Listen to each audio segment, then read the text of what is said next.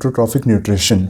ठीक है, तो हेटरोट्रॉफिक न्यूट्रिशन जैसा कि मैं आपको पहले भी बता चुका हूँ, मतलब क्या होता है इसका कि इसके इस टाइप के न्यूट्रिशन जिन ऑर्गेनिजम्स के अंदर होता है वो अपने न्यूट्रिशन के लिए दूसरे ऑर्गेनिज्म पर डिपेंड करते हैं। ठीक है, तो ये हमारा हेटरोट्रॉफिक टाइप ऑफ न्यूट्रिशन होता है। फॉर एग्जांपल अगर मैं बात करूँ तो एनिमल्स, अगर मैं एनिमल्स में आप देख लीजिए कि ह्यूमन्स ही ले लीजिए। ठीक है, ह्यूमन्स अगर या तो वो प्लांट्स पर डिपेंड है, ठीक है, या फिर वो अगर वो मतलब नॉन वेजिटेरियन हैं तो वो किस पर डिपेंड होंगे, वो हमारे एनिमल्स पर डिपेंड होंगे। या फिर अगर मैं बात करूँ डियर, ठीक है, तो डियर हमारा किस पे डिपेंड करता है, डायरेक्टली प्लांट्स पर डिपेंड करता है। ठीक है, विदाउट ग्रास हमारा डियर सर्वाइव नहीं कर सकता। तो ये हमें चीज़ क्या दिखाती है, ये हमें चीज़ दिखाती है कि ये जो हेटरोट्रॉफिक मोड ऑफ न्यूट्रिशन है इसमें जो ऑर्गेनिजम्स होते हैं ये अपना खाना खुद नहीं बना सकते और ये अपने न्यूट्रिशन के लिए दूसरे ऑर्गेनिजम्स पर डिपेंड करते हैं। ठीक है, इसके मैंने आपको एग्जाम्पल्स दे करके बता दिए। अब ये तो हो गए हमारे सिंपल एग्जाम्पल्स जो आप पहले भी क्लासेस में पढ़ के आए हुए होते हैं। ठीक है, कुछ यहाँ पर एक नया एग्जाम्पल दे रखा है आपको, हो सकता है आपने पहले भी पढ़ा हो। ये आपने वर्ड सुना होगा पैरासाइट्स। ठीक है, पैरासाइट्स का मतलब क्या होता है, पैरासाइट्स का मतलब होता है कि वो ऑर्गेनिजम्स जो दूसरे की बॉडी पर रहते हैं। ठीक है, फॉर एग्जांपल आपने देखा होगा कि छोटे छोटे टाइप के एक ऑर्गेनिज्म होते हैं, कुछ इस टाइप के, तो आपको दिखेगा नहीं, कुछ इस टाइप के। ठीक है, तो ये आपने देखे होंगे डॉग्स की स्किन के ऊपर ब्राउन कलर के, इन्हें हम बोलते हैं टिक्स। ठीक है, टिक्स। तो ये जो ऑर्गेनिजम्स होते हैं ये क्या करते हैं, ये ब्लड सक करते हैं डॉग्स में से, उनके अंदर से वो ब्लड सक करते हैं और उसी पे वो सर्वाइव करते हैं डॉग्स की स्किन के ऊपर ही। तो ये इनका जो मोड ऑफ न्यूट्रिशन है वो कैसा हुआ भाई, ये डॉग के ऊपर डिपेंड कर रहे हैं, इट मीन्स कि हेटरोट्रॉफिक तो है ही, बट हेटरोट्रॉफिक में भी पैरासिटिक मोड ऑफ न्यूट्रिशन होता है। ठीक है, मतलब कि ये पैरासाइट्स हैं, ये उस एनिमल को मार नहीं रहे बट उस पर डिपेंड करते हैं अपनी न्यूट्रिशन पर, अपने न्यूट्रिशन के लिए। ठीक है, अब जो मैं टर्म यूज़ कर रहा हूँ कि उस ऑर्गेनिज्म पे डिपेंड करते हैं उसे हम बोलते हैं होस्ट। फॉर एग्जाम्पल अगर मैं डॉग और टिक्स की बात करूँ तो डॉग हमारा इसमें क्या हो गया, डॉग हमारा हो गया होस्ट। ठीक है, और इसमें जो हमारी टिक है वो हमारा क्या हो गया, पैरासाइट,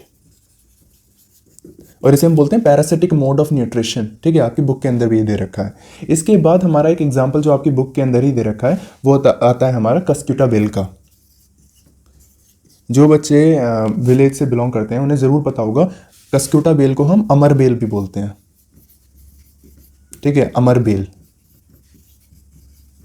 अमर बेल क्या क्यों बोलते हैं इसे मैं बताऊंगा अभी। ठीक है, और ये कोई भी नॉर्मल ट्री, तो इस केस में जो हमारा होस्ट हो गया ये तो क्या हो गया, ये ट्री हो गया, और जो पैरासाइट हो गया वो क्या हो गई, हमारी कस्क्यूटा बेल हो गई, मतलब अमर बेल कस्क्यूटा हो गई। अब ये जो कस्क्यूटा होती है ये क्या करती है, ये एक तरह से बेल होती है, जैसा कि आपने पता है देखा होगा, तो ये बेल होती है। ठीक है, अब ये पैरासिटिक मोड ऑफ न्यूट्रिशन कैसे दिखा रही है वो देखते हैं। मान लीजिए ये हमारा कोई भी ट्री है, ये हमारा कोई भी एक ट्री है, तो ये जो इस टाइप की जो कस्क्यूटा है, ये बेल जो है, अमर बेल जो है, ये क्या करती है, ये इस ट्री के चारों तरफ रैप हो जाती है इस टाइप से, और ट्री को ये चारों तरफ से कवर कर लेती है। फिर यहाँ से ये कुछ प्रोजेक्शंस निकालती है, और वो प्रोजेक्शंस मतलब फिंगर लाइक प्रोजेक्शन आप कह सकते हैं, वो ट्री के अंदर वो इन्वेट कर देती है कुछ इस तरह से। ठीक है, तो उससे वो क्या करती है कि इससे वो इस ट्री से वो अपना न्यूट्रिशन सक करती रहती है और वो ग्रो करती रहती है। ठीक है, आपने कभी देखा होगा कि ट्रीज के ऊपर ऊपर पूरे पर बेल ही बेल वो रहती है, और वो मतलब ट्री के ऊपर रोशनी भी नहीं आने देती। ठीक है, मतलब सनलाइट भी नहीं आने देती, इतना कवर कर लेती है। ठीक है, तो वो कस्क्यूटा ही है, और कस्क्यूटा जो है ये एक पैरासिटिक मोड ऑफ न्यूट्रिशन है, मतलब ये डायरेक्टली जो ट्री है उसे ख़त्म नहीं कर रही बट उससे न्यूट्रिशन एब्जॉर्ब कर रही है। ठीक है, तो ये हमारा एक एग्जाम्पल था इसका। फिर इसमें और एग्जांपल आ सकते हैं आपके, लीचीज़ भी इसका एक एग्जांपल है, आपने देखा होगा, जिन्हें शायद हम हिंदी में जोक बोलते हैं ना, तो वो भी हमारा ब्लड सक करती हैं, तो वो भी हमारा इसका एक टिपिकल एग्जांपल है। फिर आपका नेक्स्ट टॉपिक आता है 6.2.3। ठीक है, 6.2.3, और ये जो टॉपिक है ये है आपका how do organisms obtain their nutrition. It means कि ऑर्गेनिजम्स अपना जो न्यूट्रिशन है वो कैसे ऑब्टेन करते हैं। अब इस टॉपिक के अंदर आपके डिफरेंट आंसर्स हो सकते हैं। फॉर एग्जांपल अगर मैं बात करूं ग्रास की, तो ग्रास किसका खाना है, और ग्रास की अगर मैं बात करता हूं तो ग्रास हमारा किसका खाना हो सकता है, ग्रास हमारा काऊ का हो सकता है। ठीक है, काऊ का खाना हो सकता है। अगर मैं बात करूं भाई गोट की बात कर लीजिए, तो गोट को कौन खा सकता है? लायन खा सकता है, ठीक है। या फिर माउस की बात कर लीजिए तो कैट खा सकती है। तो इनमें आप देखेंगे तो वैरायटी है, ठीक है। यहाँ पर आप एक चीज़ देखेंगे कि वैरायटी है खाने में, तो वैरायटी होगी उनके जो उन्हें खाने वाले लोग हैं उनमें भी वैरायटी होगी, ठीक है। समझिए मेरी बात को कि जो ग्रास है वो मूव नहीं कर सकती, वो जहाँ पर है वहीं पर रहेगी, ठीक है। भाई गाय आएगी, काऊ आएगी और उस ग्रास को खा लेगी वो। बट लायन के केस में ऐसा नहीं है, गोट हमारी मूव करेगी, वो अपनी जान बचाने की कोशिश करेगी, ठीक है। बट अगर नहीं बचा पाई तो लायन उसे खा लेगा, ठीक है। तो लायन या फिर डियर कुछ भी हो सकता है यहाँ पर, ठीक है। फिर इसके बाद हमारा आता है भाई, ये तो है कि इनका जो डाइजेशन है वो स्टमक के अंदर जाकर इनका डाइजेशन होगा, मतलब कि लायन पहले गोट को खाएगा और उसके बाद उसका डाइजेशन होगा गोट का, ठीक है। या फिर काऊ जो है वो ग्रास को खाएगी, उसके बाद उसका डाइजेशन होगा। बट कुछ ऑर्गेनिजम्स ऐसे हैं जो बाहर ही खाने को डाइजेस्ट कर लेते हैं, ठीक है। बाहर खाने को डाइजेस्ट कर लेंगे फिर उसके बाद उसे एब्जॉर्ब कर लेते हैं। अब ये ऑर्गेनिजम्स कौन से हैं? ये ऑर्गेनिज्म हैं जिनका नाम है फंजाई। फंजाई, ठीक है। Fungi like bread mould, east, ठीक है। ये आपके एग्जांपल हैं जो बुक के अंदर भी दे रखे हैं। मशरूम्स, ठीक है। ऐसा कुछ देखा होगा ना, जैसे नॉर्मली बच्चे शायद बोलते हैं सांप की छतरी, कुछ ऐसा बोलते हैं, ठीक है। तो मशरूम्स, ये सब, ये जो फंजाई हैं इनका काम क्या होता है, ये ऐसा ही करते हैं।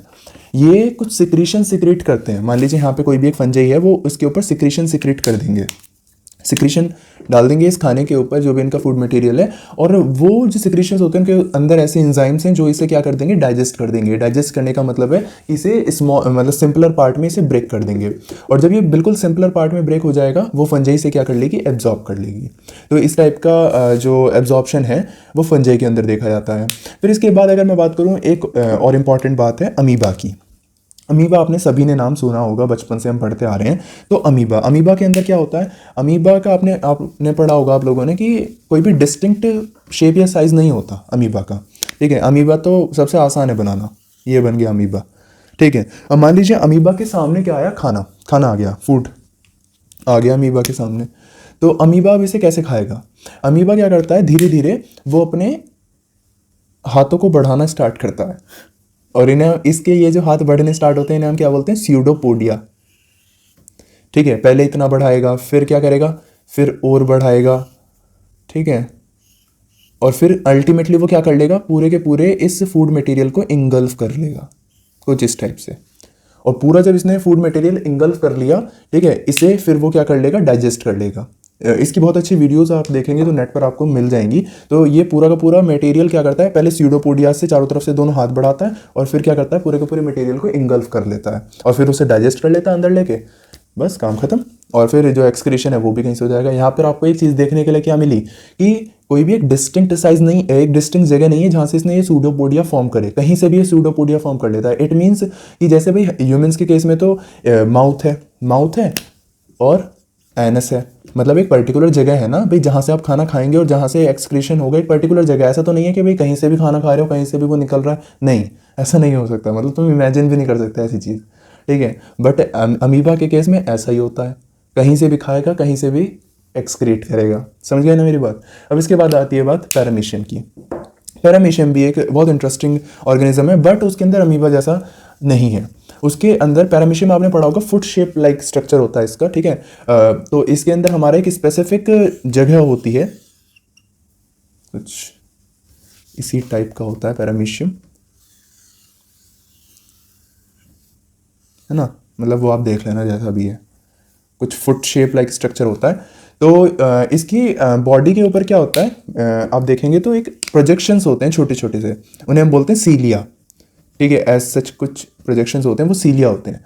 अब ये जो सीलिया हैं पूरी बॉडी पर प्रेजेंट होते हैं। ये सीलिया क्या करते हैं, मान लीजिए कोई भी फूड पार्टिकल आया है इसके पास, मान लीजिए यहाँ पर आया ये फूड पार्टिकल, ये फिंगर लाइक प्रोजेक्शंस हैं कुछ इस टाइप में, और ये क्या करेंगे, ये इसे मूव कराएंगे, इस फूड पार्टिकल को इधर को मूव कराते रहेंगे, और फिर अल्टीमेटली ये जब इधर आ जाएगा तो ये इसका एंट्री पॉइंट है, फिर यहाँ से फूड पार्टिकल अंदर आ जाएगा, ठीक है। और फिर ये अंदर आके इसे डाइजेस्ट करेगा और फिर वो यहीं से बाहर निकाल देते हैं। एग्जिट पॉइंट के थ्रू। तो यहाँ पर आपने पैरामीशियम के अंदर क्या देखा कि एक पर्टिकुलर सिस्टम है जिसके अंदर से आप मतलब एंट्री हो रही है, बाहर निकल रहा है।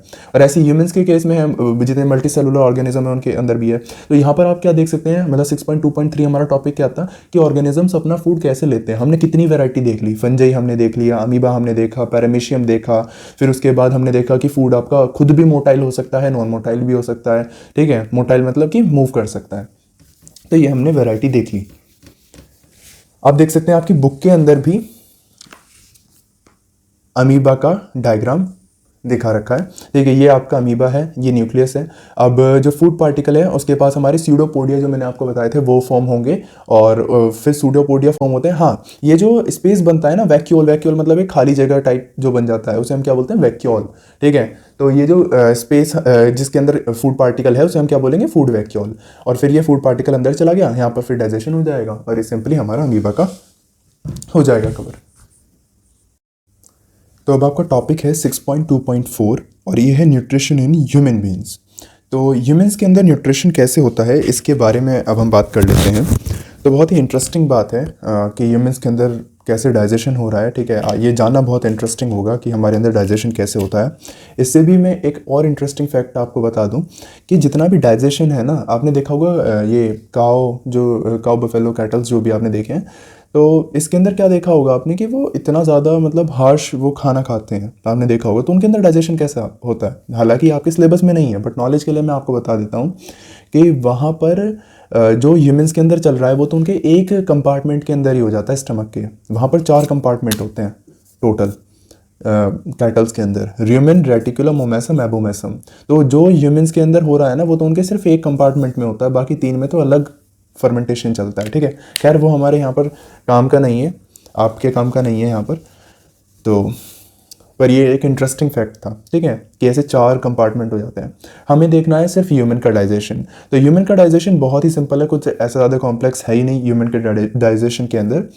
तो स्टार्टिंग कहाँ से होती है, स्टार्टिंग होती है हमारे माउथ पार्ट से। ये आपकी बुक का भी डायग्राम है, आप इसे रेफर कर सकते हैं। तो स्टार्टिंग होती है हमारे माउथ से, और माउथ या फिर बकल कैविटी, ओरल कैविटी, कुछ भी कह सकते हैं आप। ठीक है, सेम चीज़ें हैं। तो माउथ के अंदर आने के बाद, ओरल कैविटी या फिर उसके अंदर आने के बाद आप देखते हैं क्या क्या होता है कि जो भी आपका फूड आप जब भी मुंह के अंदर लेते हैं, माउथ के अंदर लेते हैं, तो क्या होता है, सलाइवा आता है। ठीक है, सलाइवा एक वाटरी सिक्रीशन मुंह से हमारा निकलता है, उसे हम बोलते हैं सलाइवा। ठीक है, तो वो जो सलाइवा है वो हमारा कहाँ से आता है, वो हमारी सलाइवरी ग्लैंड से आता है। और ये सलाइवरी ग्लैंड हमारी ह्यूमंस के अंदर, बाकी एनिमल्स के अंदर भी थ्री पेयर होता है। तो ये वो आपको नहीं जानना कौन कौन सी हैं, पैरोटिड, सबलिंगुअल, वो आपके सिलेबस में नहीं है, बट इतना ही याद रख लीजिए, वो सलाइवा जो है ये हमारी सलाइवरी ग्लैंड से आता है। अब ये जो सलाइवा होता है इसके अंदर एक स्पेसिफिक एंजाइम होता है। ठीक है, अब एंजाइम मैंने आपको बताया था कि एंजाइम्स क्या होते हैं, बायोकैटलिस्ट, जो कि हमारे बायोलॉजिकल रिएक्शंस को अल्टर करते हैं। ठीक है, क्योंकि डाइजेशन क्या है, डाइजेशन एक बायोकेमिकल प्लस मैकेनिकल दोनों ही फिनोमेना इसके अंदर होते हैं। ठीक है, तो हमारा जो सलाइवा है उसके अंदर हमारा एक एंजाइम होता है जो कि जिसे हम बोलते हैं सलाइवरी अमाइलेज।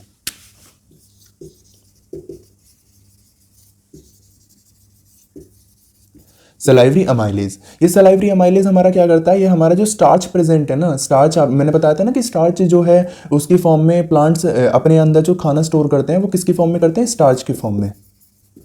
ठीक है, तो अब मान लीजिए हम कोई प्लांट प्रोडक्ट खा रहे हैं, तो जो स्टार्च है वो आया हमारे माउथ के अंदर, तो उस स्टार्च को डाइजेस्ट कौन करेगा, ये सलाइवरी अमाइलेज। ठीक है, ये इसके ऊपर एक्ट करेगा और ये उसे माल्टोज, डेक्स्ट्रिन इन सब में कन्वर्ट कर देता है, वो आपके जानने की बात नहीं है। ठीक है, बट यहाँ पर कंप्लीट डाइजेशन नहीं हो पाता स्टार्च का, सिर्फ 30% डाइजेशन ही हमारा ये सलाइवरी अमाइलेज करता है। ठीक है, तो 30% कर दिया भाई, ये भी बहुत है। अब फिर क्या हुआ, इमेजिन करते चलिएगा आप मेरे साथ। ठीक है, कि डाइजेशन कैसे हो रहा है। आपने मुंह के अंदर क्या करा, च्यू करा, चबाया आपने खाना, सलाइवा के साथ मिक्स करा, तो फिर क्या हुआ कि जो भी आपका खाना है वो सलाइवा के साथ मिक्स हो गया। ठीक है, आपका जो फूड है वो किसके साथ मिक्स हो गया, सलाइवा के साथ। ठीक है, और इसे हम क्या बोलते हैं, बोलस। बोलस बन गया अभी है। अब ये जो बोलस है इसे आप क्या कर लेंगे, स्वेल कर लेंगे, निगल लेंगे। ठीक है, जब आप बोलस को स्वेल कर लेंगे तो वो आपका कहाँ आएगा, वो आपका आएगा, आप डायग्राम में भी देख सकते हैं, ईसोफेगस के अंदर। ठीक है, ईसोफेगस के अंदर आता है।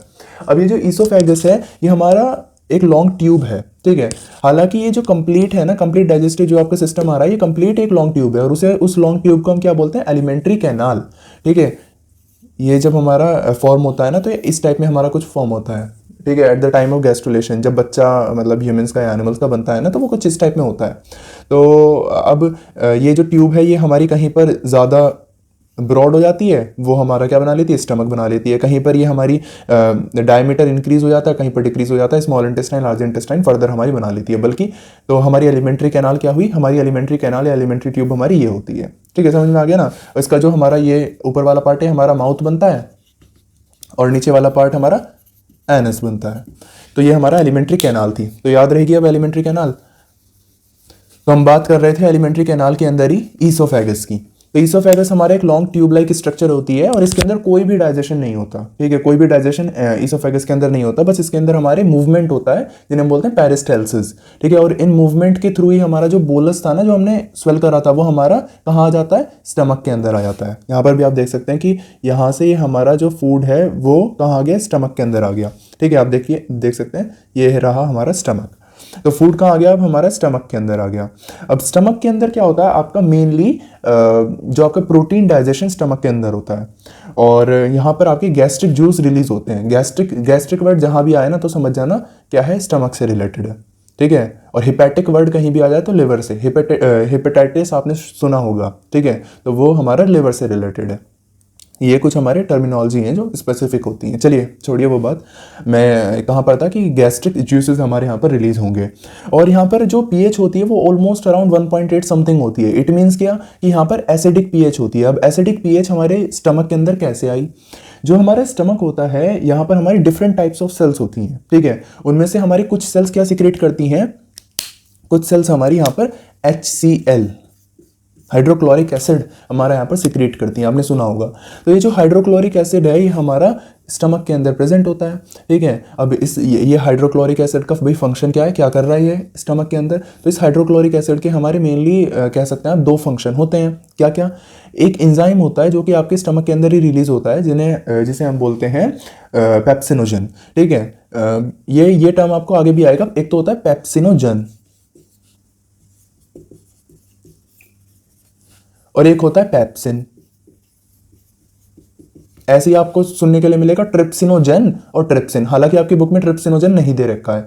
जब भी आपको जन सुनने के लिए मिले ना, इट मीन्स कि वो इनएक्टिवेटेड एंजाइम है, मतलब कि अभी उसके अंदर वो शक्ति नहीं आई है, कहने का मतलब ये इनएक्टिवेटेड है, सो रहा है अभी, ठीक है। और जब पेप्सिन हो जाए, ट्रिप्सिन हो जाए, मतलब जन हट जाए पीछे से, तो इट मीन्स कि वो एक्टिवेटेड हो गया, उसके अंदर शक्ति आ गई है, ठीक है। तो ये जो शक्ति लाने का काम करता है पेप्सिनोजन के अंदर, ये कौन करता है, ये HCl करता है यहाँ पर, ठीक है। और दूसरा HCl का काम हमारा क्या हो सकता है, दूसरा HCl का काम हमारा सकता है कि मान लीजिए आपने कुछ फूड खाया, ठीक है, कोई भी फूड पार्टिकल वो हो सकता है, तो उस पर जरूरी थोड़ी ना भाई कि वो साफ ही हो, ठीक है। कई बार तो कई लोग क्या करते हैं कि मान लीजिए ठेला खड़ा है, मतलब कहीं भी, जो स्ट्रीट फूड लवर जिन्हें हम बोलते हैं, ठीक है, वहाँ पे ही वो जो फ्लाइज हैं वो उसके ऊपर, खाने के ऊपर बैठ रही हैं, ठीक है, डस्ट आ रही है, सब कुछ आ रहा है। और एयर के अंदर तो इतने माइक्रो ऑर्गेनिज्म हैं, कुछ भी जाकर गिर सकता है आपके खाने के ऊपर। तो वो जितने भी माइक्रो ऑर्गेनिजम्स हैं, अगर वो as it is intact form में आपके स्टमक के अंदर जाएंगे, और ऐसा कोई प्रोटेक्टिव अगर वहाँ पर चीज़ ना हो, तो वो आपको डिसीज़ कॉज कर देंगे बड़े आराम से। तो ये HCl यही काम करता है। ये इतनी कम pH होती है वहाँ पर कि जो भी आपकी इतनी ज़्यादा एसिडिटी होती है कि जो भी आपके अगर माइक्रो ऑर्गेनिज्म अंदर आए, तो उन्हें वो क्या कर देगा, किल कर देगा। तो इसलिए आपको बचाता है। अब आपने सुना होगा अपने बड़ों को कहते हुए कि भाई एसिडिटी हो रही है, ठीक है। एसिडिटी का मतलब क्या है कि जो उनका स्टमक है उसके अंदर जो HCl है, जो HCl नॉर्मल कंसंट्रेशन हमारी रिलीज होती है, उसकी कंसंट्रेशन हमारी इंक्रीज हो गई है नॉर्मल कंसंट्रेशन से, जिसकी वजह से अब क्या होता है कि जब ये इंक्रीज हो जाता है, तो पेट में आपने देखा होगा लोगों को कि वो कहते हैं कि हमें बर्न्स फील हो रहे हैं, जैसे कि सेंसेशन फील हो रही है, जैसे जल रहा हो अंदर से। तो वो क्या होता है उस केस में कि ये जो म्यूकोसा है, जो अंदर वाली मेम्ब्रेन है ना, अंदर वाली जो मेम्ब्रेन है स्टमक की, ये जलने लगती है फिर, क्योंकि अगर आप एक कंसंट्रेशन से ज़्यादा करेंगे HCl को, तो वो जला देगा पूरा अंदर से, ठीक है। और फिर कई बार गैस्ट्रिक अल्सर भी आपको देखने के लिए मिलता है। तो ये सारी चीज़ें थी हमारे यहाँ पर। तो डाइजेशन आपने देखा क्या कि प्रोटीन का मेनली डाइजेशन हमारा यहाँ पर हो रहा है, ठीक है। और फिर गैस्ट्रिक लिपेज भी हमारे एक एंजाइम होता है, जो कि हमारा कई बार फैटी एसिड का फैट का हमारा डाइजेशन करता है, ठीक है। एक चीज़ मैं यहाँ पर आपको पहले से बता के चलना चाहता हूँ। जो भी हमारा कार्बोहाइड्रेट्स हैं, ठीक है, कार्ब्स जितने भी हैं वो हमारे सिंपलर फॉर्म में हमारे ब्रेक होंगे, ठीक है, लाइक ग्लूकोज में हमारा ब्रेक हो जाएंगे। और अगर और ज़्यादा मतलब जो भी हमारे पॉलीसेक्राइड्स हैं वो हमारे सिंपलर में हमारे ब्रेक होंगे, चाहे वो डाइसेक्राइड हो, मोनोसेक्राइड हो, ठीक है, वो सिंपलर में हमारे ब्रेक होंगे। तो इसमें हमारे डिफरेंट आ सकते हैं। अभी आपने बायो मॉलिक्यूल्स नहीं पढ़ा है तो इतना ज़्यादा आपको डीप में जाने की जरूरत नहीं है, बस आप ये याद रखिए कार्बोहाइड्रेट हमारे मोनोसेक्राइड्स के अंदर हमारे ब्रेक होते हैं, सिंपल के अंदर। उसके बाद जो आपका प्रोटीन्स हैं, प्रोटीन्स आपने आपको याद है किससे मिलकर के बने थे प्रोटीन्स हमारे? एक मिनट, आपको देख ही नहीं रहा होगा ना ऐसे, कोई बात नहीं, मैं ऊपर लिखता हूँ। कार्बोहाइड्रेट आपके सिंपल जो कार्बोहाइड्रेट है उनके अंदर ब्रेक होते हैं। और जो प्रोटीन्स हैं वो आपके अमाइनो एसिड्स, ए मतलब अमाइनो एसिड्स के अंदर आपके ब्रेक होते हैं। फिर आपका जो फैट्स हैं, फैट्स आपके फैटी एसिड और ग्लिसरॉल के अंदर आपके ब्रेक होते हैं, ठीक है। तो ये तीन चीज़ें ही हैं, ये तीन मैक्रोमोलिक्यूल्स ही हैं जो जिनका आपको डाइजेशन देखना है, जिनका आपको डाइजेशन करना है, ठीक है। विटामिन मिनरल्स और वाटर का इनका कोई डाइजेशन नहीं होता है, तो एज इट इज आपके एब्जॉर्ब होते हैं। तो डाइजेशन सिर्फ किसका करना है? कार्बोहाइड्रेट का, प्रोटीन का, फैट का, यही आपके मैक्रोमोलिक्यूल्स हैं। अगर कोई बच्चा जिम विम करता है तो उसे पता ही होगा मैक्रोज और माइक्रोज क्या होते हैं, ठीक है।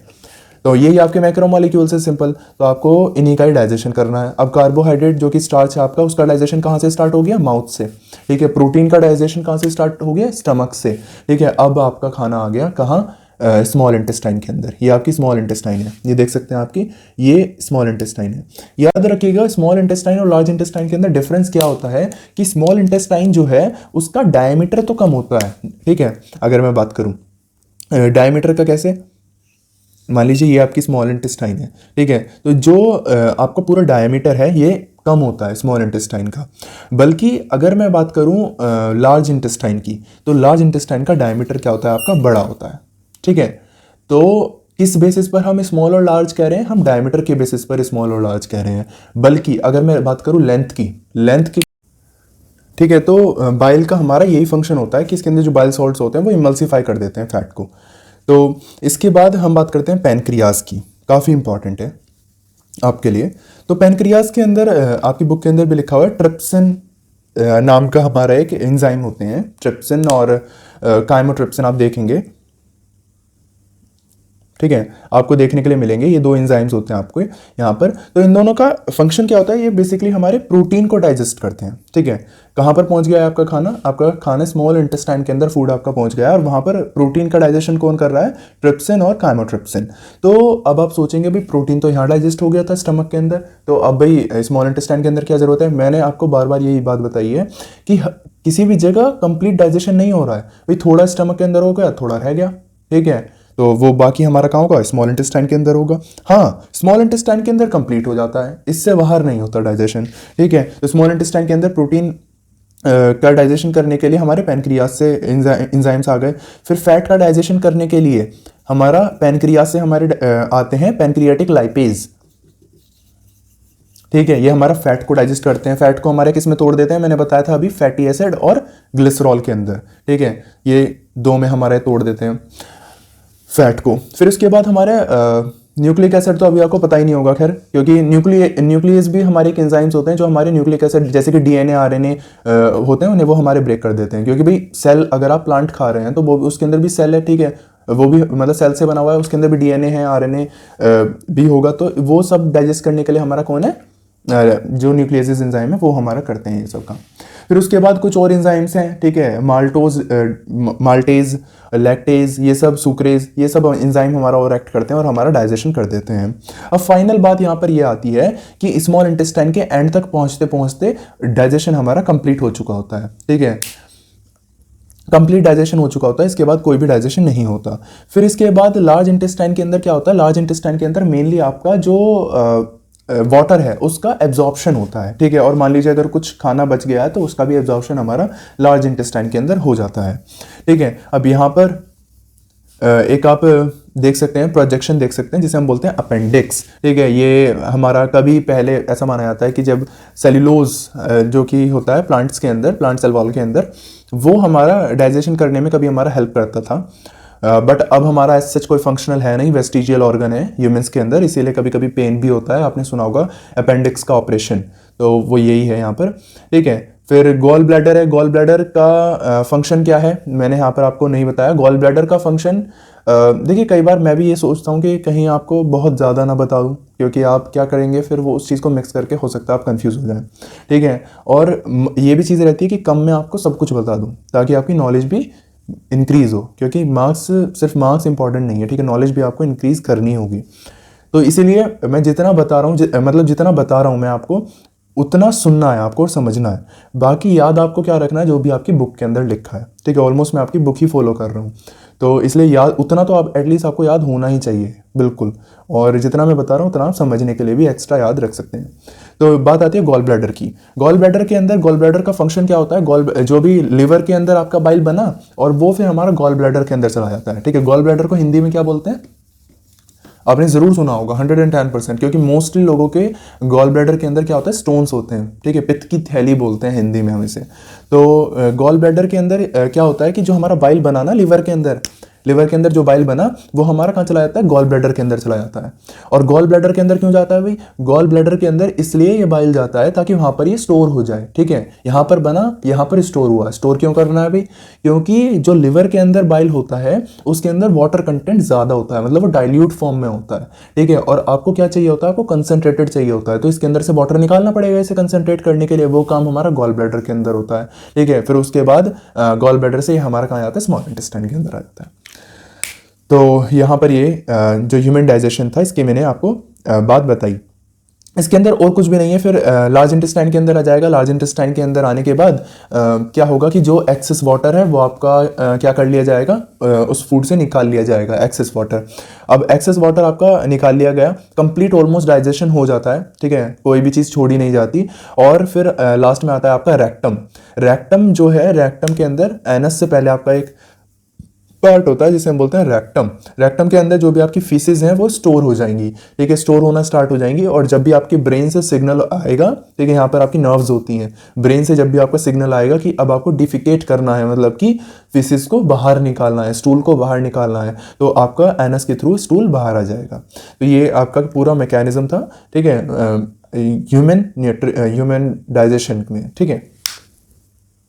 और यहाँ पर आपकी एक चीज़ और रह जाती है जिसे हम बोलते हैं विलाई, ठीक है। तो विलाई का मतलब क्या होता है, जैसे मैंने अभी आपको बताया ना स्मॉल इंटेस्टाइन आपकी, तो मान लीजिए ये साइड व्यू है स्मॉल इंटेस्टाइन का, ठीक है। तो स्मॉल इंटेस्टाइन के अंदर क्या होता है कि कुछ फिंगर लाइक ऐसी प्रोजेक्शंस होते हैं, ठीक है, दोनों साइड पे। अगर आप स्मॉल इंटेस्टाइन को काट कर देखते हैं तो आपको ऐसे प्रोजेक्शंस मिलते हैं। इन्हें हम क्या बोलते हैं, इन्हें हम बोलते हैं विलाई, फिंगर लाइक प्रोजेक्शन, ठीक है। अगर आप मेरी फिंगर्स देखें तो वो भी कुछ ऐसी ही है ना, तो ये विलाई हमारी फिंगर लाइक प्रोजेक्शन होती है इनर वॉल पर स्मॉल इंटेस्टाइन के। अब भाई इन विलाई का फंक्शन क्या है, इन विलाई का फंक्शन ये है कि ये सरफेस एरिया को इंक्रीज कर देती हैं। अभी मैंने आपको सरफेस एरिया की बात बताई। अब मान लीजिए कोई भी चीज़ है वो आप मुझे खुद बताइए, इसकी लेंथ ज़्यादा है या फिर ए लाइन की लेंथ ज़्यादा है या फिर बी लाइन की, मतलब बी वाले की ज़्यादा है, ठीक है, लाइन तो ऑब्वियसली स्ट्रेट होगी। ए की ज़्यादा या बी की, तो आप ऑब्वियस सी बात है कहेंगे कि ए की ज़्यादा है, ठीक है। क्यों ए की ज़्यादा है, क्योंकि इसके अंदर फोल्डिंग ज़्यादा है, ठीक है, फोल्ड वो ज़्यादा हो रही है, ठीक है। तो यहाँ पर यही चीज़ हो रही है। यहाँ पर क्या करना है, मैंने आपको बताया कि मैक्सिमम डाइजेशन स्मॉल इंटेस्टाइन के अंदर हो जाता है और मैक्सिमम एब्जॉर्प्शन भी स्मॉल इंटेस्टाइन के अंदर हो चुका होता है। अब आपको मैक्सिमम चीज़ें एब्जॉर्ब करनी है, इट मीन्स आपको लार्ज सरफेस एरिया चाहिए। समझ में आई ना मेरी बात। तो मान लीजिए कि आपको बहुत सारा खाना है, वो डाइजेस्ट करना है, तो भाई यहाँ से अगर मैं ऐसी सरफेस से डाइजेस्ट करूँ तो नहीं हो पाएगा, बहुत कम ही हो पाएगा, और आपको वेस्ट तो बिल्कुल भी नहीं करना, ठीक है। तो आपको क्या चाहिए, ज़्यादा सरफेस एरिया चाहिए ताकि ज़्यादा आप एब्जॉर्ब कर पाएँ। तो इसीलिए अगर यहाँ पर फूड पार्टिकल आया तो एब्जॉर्ब हो जाएगा, यहाँ पर आया तो एब्जॉर्ब हो जाएगा, तो कितना ज़्यादा सरफेस एरिया हो गया, ठीक है। समझ में आ रही है ना मेरी बात। तो ये काम हमारा फिंगर लाइक प्रोजेक्शन विलाई करती हैं। अब इन विलाई के अंदर ही यहाँ पर हमारी ब्लड वेसल्स होती हैं, जो हमारा जो भी न्यूट्रिएंट है उन्हें एब्जॉर्ब करके कहाँ ले जाती हैं, ब्लड के अंदर ले जाती हैं। फिर ब्लड इसी न्यूट्रिएंट को हमारा लिवर के पास लेके आता है। फर्दर हमारा जो प्रोसेस है वो हमारा होता है उसके बाद, ठीक है। आपके सिलेबस के अंदर इतना ही है, विलाई का मैंने आपको फंक्शन बता दिया।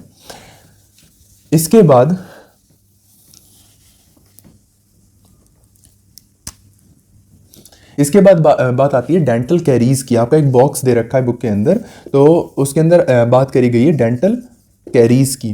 तो डेंटल कैरीज की जब बात आती है तो उससे पहले हमें क्या पता होना चाहिए, हमें टूथ का स्ट्रक्चर पता होना चाहिए, ठीक है। अगर हमें स्ट्रक्चर ही नहीं पता तो हम कुछ भी बात कह नहीं सकते इसमें।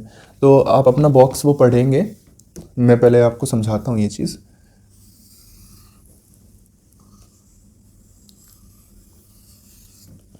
ठीक है, एक रफ डायग्राम मैं यहाँ पर ड्रॉ कर रहा हूँ आपका।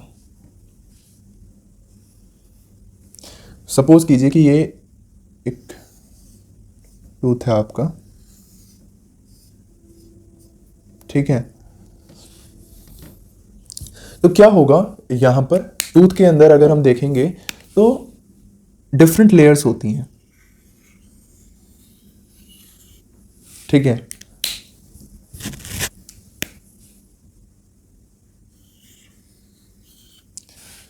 तो जो ये हमारी आउटर लेयर होती है इसे हम बोलते हैं इनेमल, ठीक है। इसके बाद जो हमारी लेयर आती है इसे हम बोलते हैं डेंटाइन। तो हमने दो लेयर्स हमने यहाँ पर देख ली, इनेमल और डेंटाइन, ठीक है। अब ये जो लेयर्स हैं ये मैं आपको क्यों बता रहा हूँ, क्योंकि इन्हीं के अंदर हमारा प्रॉब्लम आती है जब आप प्रॉपरली ब्रश नहीं करते हैं। बोलते हैं ना ब्रश करना ज़रूरी है। ब्रश करना क्यों ज़रूरी है, क्योंकि इनेमल जो है वो पूरे एनिमल किंगडम का हार्डेस्ट सब्सटेंस है, पूरे एनिमल किंगडम का हार्डेस्ट सब्सटेंस, मतलब इससे ज़्यादा कोई हार्ड प्रेजेंट है ही नहीं पूरे एनिमल किंगडम के अंदर। उसके बाद भी अगर आप प्रॉपरली ब्रश नहीं करते हैं तो देखिए क्या होता है कि जो फूड पार्टिकल हैं वो आपके दांत के ऊपर लगे रह जाते हैं, ठीक है। अब इसके लगे रह जाने की वजह से जो बैक्टीरिया हैं वो इनके ऊपर अटैक करते हैं, फूड पार्टिकल के ऊपर, और वो इसके चारों तरफ हमारे क्या हो जाते हैं, एग्रीगेट हो जाते हैं, एग्रीगेट हो जाते हैं इस फूड पार्टिकल के चारों तरफ, और वो हमारा यहाँ पे क्या फॉर्म कर लेते हैं, प्लेक फॉर्म कर लेते हैं।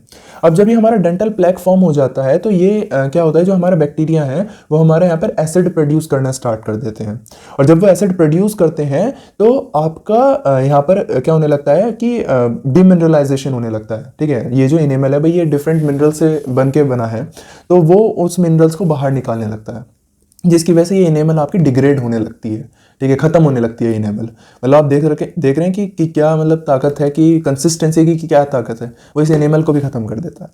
अब क्या होता है कि नॉर्मल केसेस में क्या होता है कि जब आप सलाइवा जो आपका होता है वो जब टीथ के ऊपर आता है तो वो खत्म कर देता है, ठीक है, ऐसा कुछ एसिड अगर फॉर्म हो रहा है तो।